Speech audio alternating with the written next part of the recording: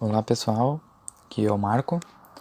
Esse é o trabalho da disciplina de Inteligência Artificial 1 da Universidade La Salle, que consiste na análise de um arquivo publicado na revista I3E em dezembro de 2017, que tem como foco avaliação de performance em jogos de estratégia em tempo real entre inteligências artificiais e jogadores humanos.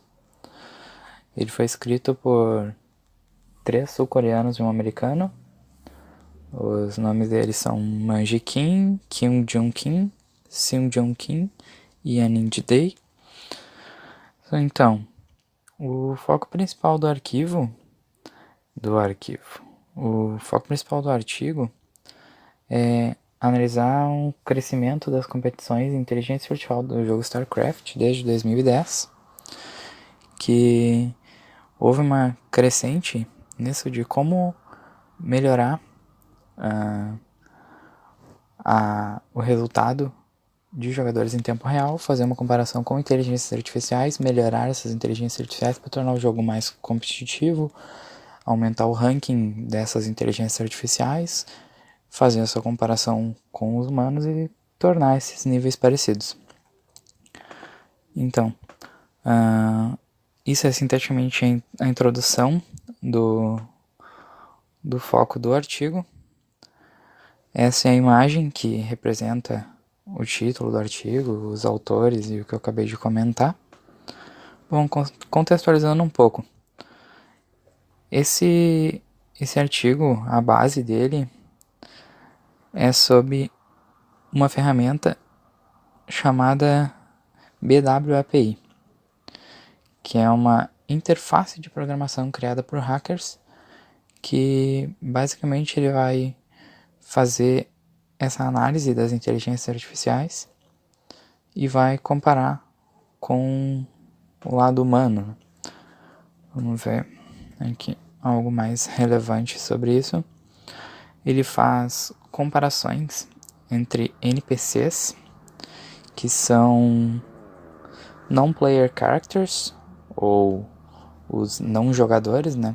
Que são tratados como as inteligências artificiais, esse é o nome dado, contra jogadores em tempo real, para ver qual os níveis e assim perceber as ações que os jogadores tomam dentro do jogo para que se tenha uma melhor avaliação. Falando especificamente sobre os jogos, assim.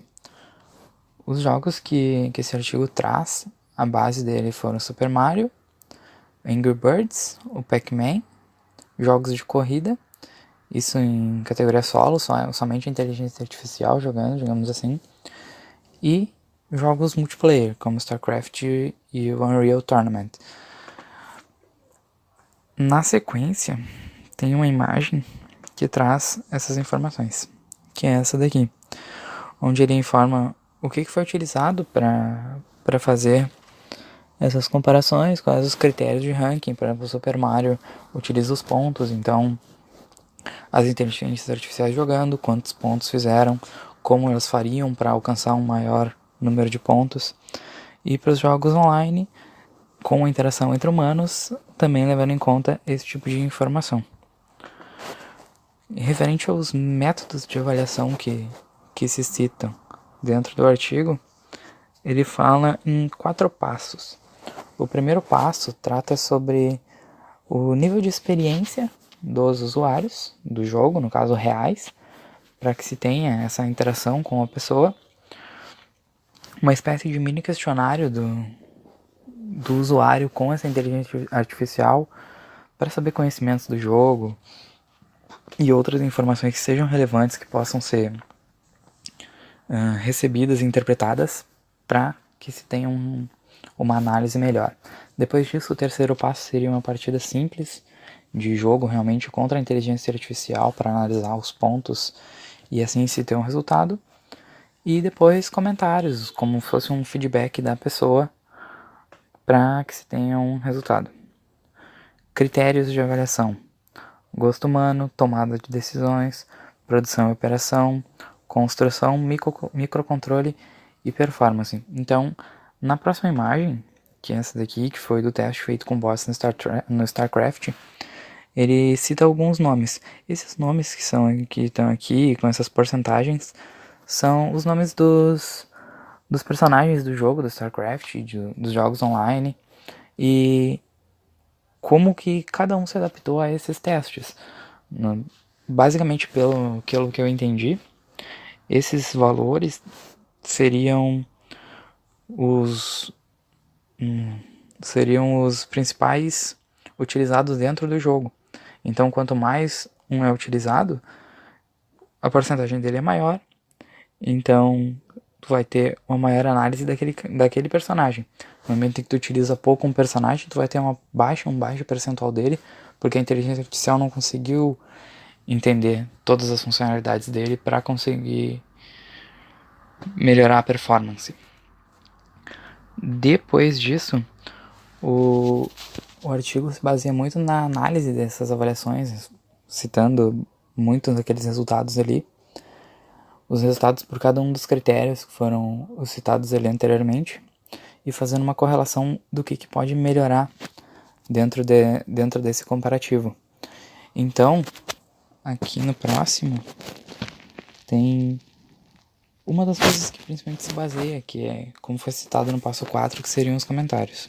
Os comentários, como sendo um feedback, isso ajuda muito. Por exemplo, popular os comentários. O primeiro, que trata basicamente sobre o gosto humano, ele diz, tem umas más decisões quando jogam com jogadores humanos.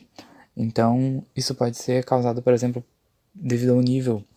Um jogador mais experiente jogando contra uma IA, achou simples, ele vai dar um comentário de que a tomada de decisões da inteligência artificial não condiz com o nível dele. Isso ajuda para, quando tu for fazer novamente o teste com a inteligência artificial, tu ter essa base nesse jogador mais experiente, fazendo com que assim tu tenha outras técnicas para conhecimento da inteligência artificial que ela possa utilizar para aumentar o nível. Então, o principal foco disso é te dizer o seguinte: concluindo, tu pode fazer assim, ó. Tudo que tu extrair de informação de uma inteligência artificial, seja qual for o jogo, isso não vale somente pro StarCraft, mas tudo vai se basear em cima do jogador humano.